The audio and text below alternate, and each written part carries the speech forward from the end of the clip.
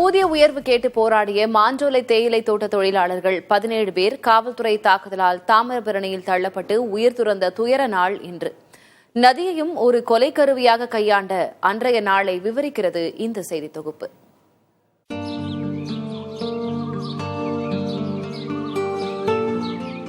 திருநெல்வேலி மாவட்டத்தின் எழில்மிகு மேற்கு தொடர்ச்சி மலையில்தான் மாஞ்சோலை, காக்காச்சி உள்ளிட்ட பல தேயிலை தோட்ட மலை கிராமங்கள் அமைந்துள்ளன.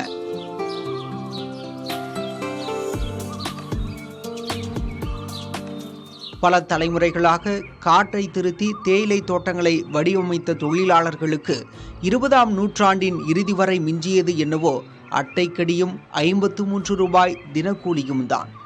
8 மணி நேரம் வேலையும் 150 ரூபாய் கூலி உயர்வும் கேட்டு ஆயிரக்கணக்கான தொழிலாளர்கள் வேலைநிறுத்த போராட்டத்தை கையில் எடுத்தனர். 1999 ஜூலை 23ஆம் தேதி புதிய தமிழகம், தமிழ் மாநில காங்கிரஸ் மற்றும் இடதுசாரி அமைப்புகளுடன் பல்லாயிரக்கணக்கான தேயிலை தோட்ட தொழிலாளர்கள் கைகோர்த்தனர். ஊதிய உயர்வுக்காகவும் கைது செய்யப்பட்டோரின் விடுதலையை வலியுறுத்தியும் திருநெல்வேலி மாவட்ட ஆட்சித்தலைவர் அலுவலகம் நோக்கி அமைதியான முறையில் பேரணியாக புறப்பட்டனர்.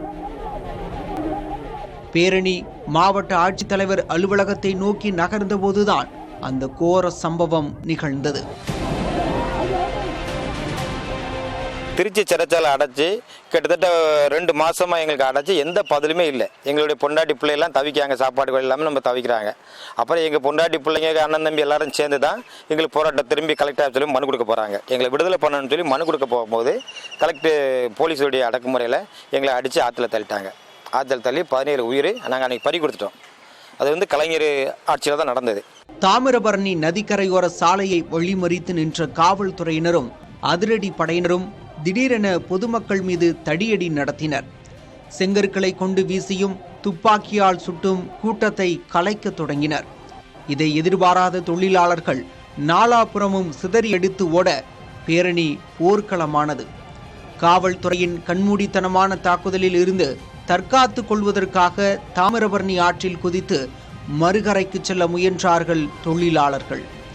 நதியில் குதித்தவர்களையும் அவர்களை காப்பாற்ற முயன்றவர்களையும் லத்தியால் கொடூரமாக தாக்கி ஆற்றில் தூக்கி போட்டனர் காவல்துறையினர்.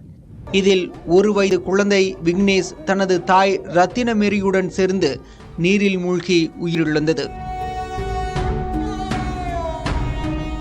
கை குழந்தை முதல் பெண்கள், இளைஞர்கள், முதியவர்கள் என சுமார் 17 பேர் பரிதாபமாக உயிரிழந்தனர். போராட்டம் போன இடத்துல தான் கல்லை கொண்டு எரிஞ்சிட்டாங்கன்னு சொல்லி ஒரு கலவரத்தை ஏற்படுத்தி அதில் தங்கச்சி பையனும் இறந்துட்டாங்க. எங்கள் வீட்டிலே அவள் எனக்கு ரொம்ப செல்லப்புள்ள, ரொம்ப சந்தோஷமாக அவளை வளர்த்தாங்க. அவள் இழப்பு எங்களுக்கு தாங்க முடியாது. தங்கச்சி பையன் 1 வயசு பிறக்கிறதுக்கு 8 நாள் இருந்துச்சு. அவன் சாகும்போது கையில் தூக்கி அவ்வளோ அப்படி படிக்க வைக்கணும், இப்படி படிக்க வைக்கணும்னா ரொம்ப கனவுகளோடு இருந்தான். அப்போது ஆட்சியில் இருந்த அன்றைய திமுக அரசோ பேரணி சென்றவர்கள்தான் கலவரத்தை தூண்டியதாகவும் தப்பிப்பதற்காக தாமிரபரணியில் குதித்தபோது நீரில் மூழ்கி உயிரிழந்ததாகவும் பதிவு செய்தது.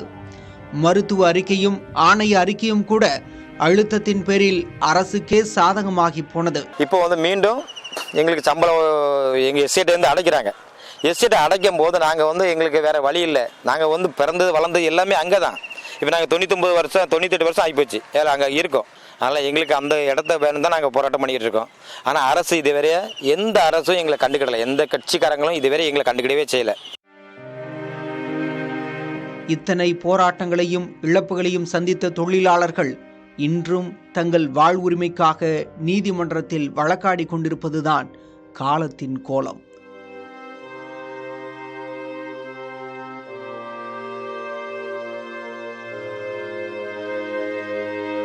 புதிய தலைமுறை செய்திகளுக்காக செய்தியாளர் முத்துப்பாண்டியன் மற்றும் அரவிந்த்ராஜ்.